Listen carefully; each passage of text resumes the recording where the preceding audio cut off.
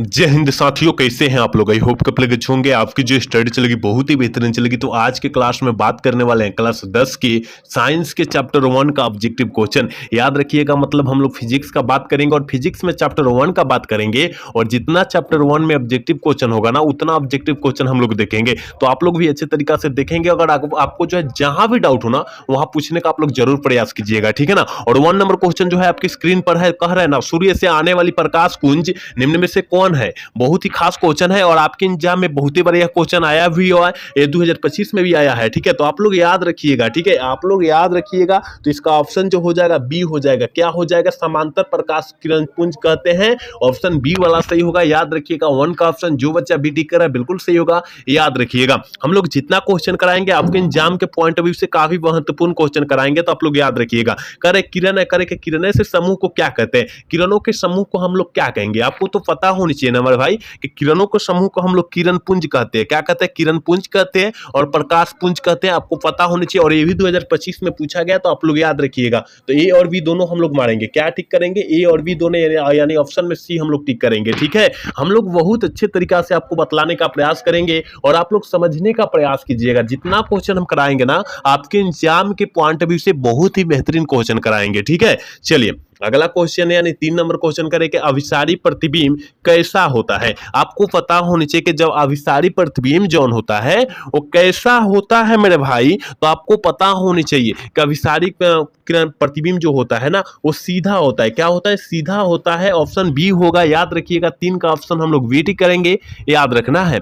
अगला क्वेश्चन की तरफ बात करेंगे और 4 नंबर क्वेश्चन कह रहा है कि निम्न में से आवर्धन शीशा, जिसे आवर्धन क्या कहते हैं, आवर्धक शीशा कौन है। आपको पता होनी चाहिए कि इसमें से कौन जो है आवर्धक शीशा का उदाहरण है। तो मेरे भाई याद रखिएगा, ये 2025 में पूछा गया है। तो आपको याद रखना है कि आवर्धन शीशा जो होता है उत्तल लेंस होता है। 4 का ऑप्शन जो बच्चा सी टिक कर रहा है बिल्कुल सही होगा। याद रखिएगा। अगला क्वेश्चन यानी 5 नंबर क्वेश्चन कर रहे कि कौन सी लेंस में वास्तविक एवं आभासी दोनों प्रकार के प्रतिबिंब बन सकते हैं। कौन से लेंस में बन सकते हैं? तो कह रहे वास्तविक और आभासी दोनों बनना चाहिए। तो याद रखिएगा, वो जो बनता है उत्तल लेंस में बनता है और ये भी 2025 में पूछा गया है। देखिए 1 चैप्टर से कितना क्वेश्चन पूछा जाता है आपकी स्क्रीन पर मौजूद है, देख सकते हैं ना।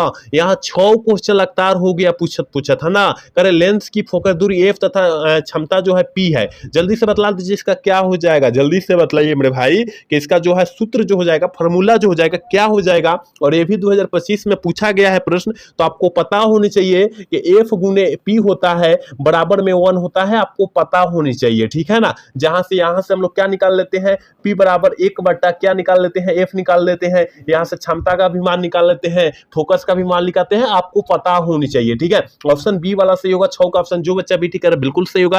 याद रखिएगा। अभी तक जितने बच्चे क्लास को लाइक नहीं किए ना, क्लास को लाइक कर देंगे और चैनल को सब्सक्राइब कर लेंगे। चलिए अगला क्वेश्चन यानी 7 नंबर क्वेश्चन कर रहे ना, फोकस दूरी 20 cm के अवतल लेंस की अवतल दर्पण की वक्रता त्रिज्या क्या होगी। जल्दी से बतला दीजिए कि फोकस दूरी 20 cm के अवतल लेंस अवतल दर्पण की वक्रता त्रिज्या जौन होती है वो क्या होती है। तो याद रखिएगा 40 cm होती है। कितना? 40 cm होती है। ऑप्शन सी वाला सही होगा। याद रखना है। जो बच्चा ऑप्शन जो है सी टिक करा है बिल्कुल सही होगा।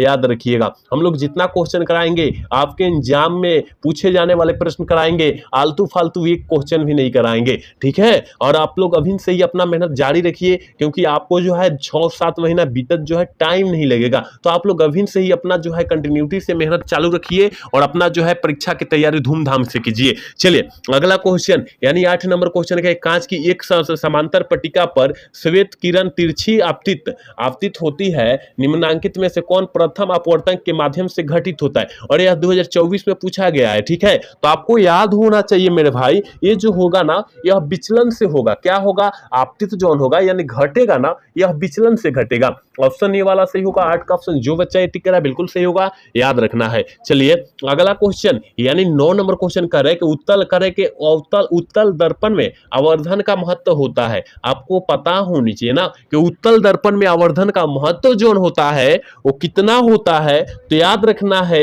ये जो होता है 1/2 का महत्व होता है। मतलब एक हिस्सा में जो होगा 2 जगह लग जाएगा। ऑप्शन सी वाला जो बच्चा टिक है बिल्कुल सही होगा। याद रखिएगा। अगला क्वेश्चन यानी 10 नंबर क्वेश्चन कर रहा है कि किसी वस्तु का उत्तल दर्पण द्वारा बना प्रतिबिंब आभासी और क्या कह रहा है, आभासी सीधा तथा वस्तु से बड़ा पाया गया है, वस्तु की स्थिति कहां होनी चाहिए। बहुत ही खतरनाक क्वेश्चन है और आपके एग्जाम 2024 में पूछा भी गया है। तो आप लोग याद रखिए, हम लोग जितना क्वेश्चन करा रहे हैं आप लोग सारे क्वेश्चन को पकड़ रखिए और सारे क्वेश्चन को याद रखिए मेरे भाई, तभी आप लोग वहां मार कर आएंगे आप लोग, ठीक है। तो याद रखिएगा कहां पर स्थिति बनेगी, याद रखिएगा दर्पण और ध्रुव के तथा मुख्य फोकस के बीच बनती है। 10 का ऑप्शन डी होगा, याद रखिएगा।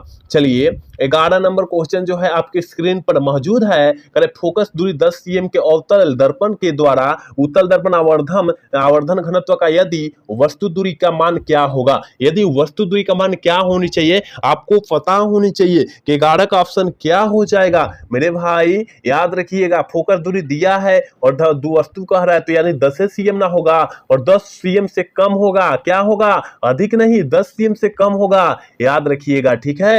याद रखिएगा ऑप्शन सी वाला जो बच्चा टिक रहा है बिल्कुल सही होगा, याद रखिएगा। एक बार सारे बच्चे क्लास को लाइक कर लेंगे, जितने भी बच्चे मेरे क्लास को देख रहे हैं ना वो सारे बच्चे क्लास को लाइक कर लेंगे, क्योंकि हम आपके लिए इतना मेहनत करें और आप हमारे लिए छोटा सा प्रयास नहीं कर सकते। तो आप लोग फटाफट क्लास को लाइक कीजिएगा और चैनल को सब्सक्राइब कर लीजिएगा, ठीक है। करेक्ट, फोकस से ध्रुव की ओर आने पर अवतल दर्पण के आवर्धन का मान जो होता है क्या होता है। फोकस से ध्रुव की ओर आने पर आवर्धन दर्पण मतलब उत्तल दर्पण का आवर्धन मान जो होता है वो क्या होता है, बढ़ता है, घटता है, अचर रहता है, इनमें से कोई नहीं। जल्दी से जो है 12 का ऑप्शन बतला दीजिए क्या हो जाएगा मेरे भाई। याद रखिएगा इंक्रीज होता है यानी बढ़ता है, ऑप्शन ए वाला सही होगा, 12 का ऑप्शन ए होगा, याद रखना है। चलिए अगला क्वेश्चन ये भी जो है 2024 में पूछा गया। देखिए 24 में कितना क्वेश्चन पूछा गया है और आपके एग्जाम में इस चैप्टर से काफी ज्यादा क्वेश्चन पूछे जाते हैं और प्रूफ आपके स्क्रीन पर ही मौजूद है। हम लोग कितना दिखाए, अभी तक 7 क्वेश्चन दिखा चुके हैं, है ना। कह रहे कि एक अवतल दर्पण की प्रधान अक्ष पर चलती हुई चींटी का प्रतिबिंब सीधा है तथा दर्पण तथा बढ़ता जा रहा है, चींटी का गति की दिशा जौन होगी वो कैसी होगी। मतलब एक चींटी जा रही है, उसकी गति की, उसके जाने की गति की दिशा पूछा जा रहा है। तो याद रखिएगा 13 का जो ऑप्शन होगा ना मेरे भाई, 13 का जो ऑप्शन होगा याद रखिएगा बी होगा, क्योंकि फोकस से ध्रुव की ओर जाएगी ना, फोकस से ध्रुव की ओर जाएगी। याद रखिएगा ऑप्शन बी वाला सही होगा, 13 का ऑप्शन जो बच्चा बीटी कर रहा है बिल्कुल सही होगा, याद रखना है। इस सारे प्रश्न को अच्छे तरीका से, बेहतरीन तरीका से याद रखने की आपको जरूरत है। देखिए ये भी 2024 में पूछा गया है, ये भी 2024 में पूछा गया है। देखिए आपके साथ प्रूफ है, तो आप लोग फटाफट ना हमारे क्लास से जुड़ जाइए और आपको जो है बेहतरीन तैयारी के लिए एक न्यू प्लेटफॉर्म का तैयार किया गया है जिसका नाम है VS Career Point 2.0। तो आप लोग इस चैनल को जो है बहुत से बहुत ज्यादा जो है प्यार देने का प्रयास करिएगा, ठीक है। करें यदि किसी बिंब का प्रतिबिंब आवर्धन ऋणात्मक है तो उस प्रतिबिंब की प्रकृति क्या होनी चाहिए, उस प्रतिबिंब की प्रकृति जो होगी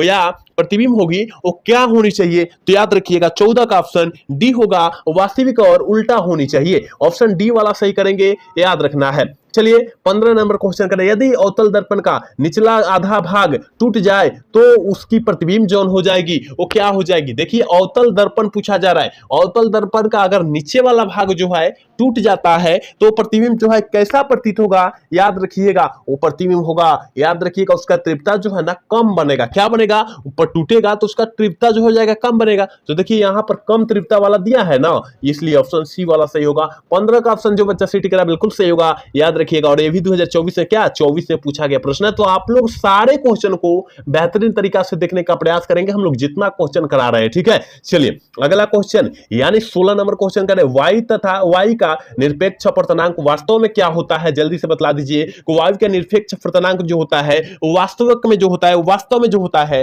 वो क्या होता है। तो याद रखिएगा हो सकता है 1 से अधिक हो सकता है 1 से कम हो सकता है, लेकिन अपवर्तनांक की बात किया गया है इसलिए जो हो जाएगा 1 से अधिक होगा। क्या होगा, 1 से अधिक होगा। और ये भी 2024 में क्वेश्चन पूछा गया है, यानी 10 क्वेश्चन अभी तो हो गया, अभी तो 10 क्वेश्चन पूछा जा चुका है 2024 में मेरे भाई। ये सारे क्वेश्चन जो है 2010 में अब 2024 में पूछा गया है, यहाँ आपके साथ प्रूफ भी दिया गया है। तो आप लोग याद रखिए ना, करें निम्नलिखित में से किसका अपवर्तनांक सबसे कम होता है। यहाँ कहा जा रहा है सबसे अपवर्तनांक जो होता है वो किसका कम होता है यही पूछा जा रहा है। तो याद रखिएगा ये किसका अपर्तनांक सबसे कम होगा, याद रखना है पानी का अपर्तनांक। तो कितना होता है पूछा जाएगा, कितना होता है कि मेरे भाई कम होता है, तो 1.000 क्या होता है 3 होता है। और सबसे अधिक किसका होता है मेरे भाई हीरा का होता है 0 पॉइंट कितना होता है 2.42 होता है, आपको तो पता होनी चाहिए। और सबसे कठोर तत्व जो होता है हीरा ही होता है, आपको पता होनी चाहिए। हम लोग जितना क्वेश्चन एक्स्ट्रा बतलाएंगे ना उस क्वेश्चन को याद रखने का आप लोग प्रयास कीजिएगा, ठीक है।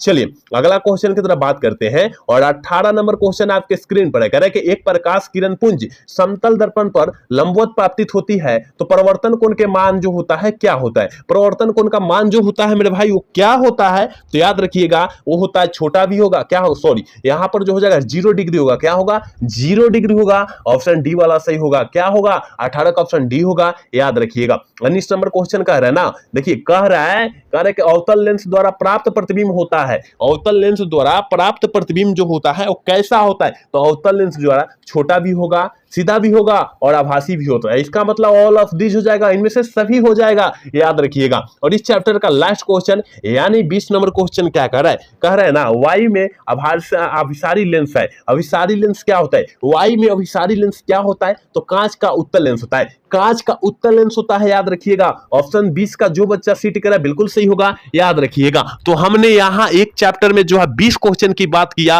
और बहुत ही इंपॉर्टेंट चैप्टर की बात किया। तो आप लोग सारे क्वेश्चन को अच्छे तरीका से बेहतरीन तरीका से याद रखने का प्रयास कीजिएगा, क्योंकि आपके फाइनल एग्जाम में पूछे जाने का काफी ज्यादा चांसेस है। तो आप लोग सारे क्वेश्चन को बेहतरीन तरीका से याद रखने का प्रयास कीजिएगा मेरे भाई, ठीक है ना। तो आज का क्लास जो है कैसा लगा, अगर अच्छा लगा होगा तो चैनल को सब्सक्राइब और वीडियो को लाइक करना भूलिएगा। मिलता है अगला सेशन में। जय हिंद जय भारत।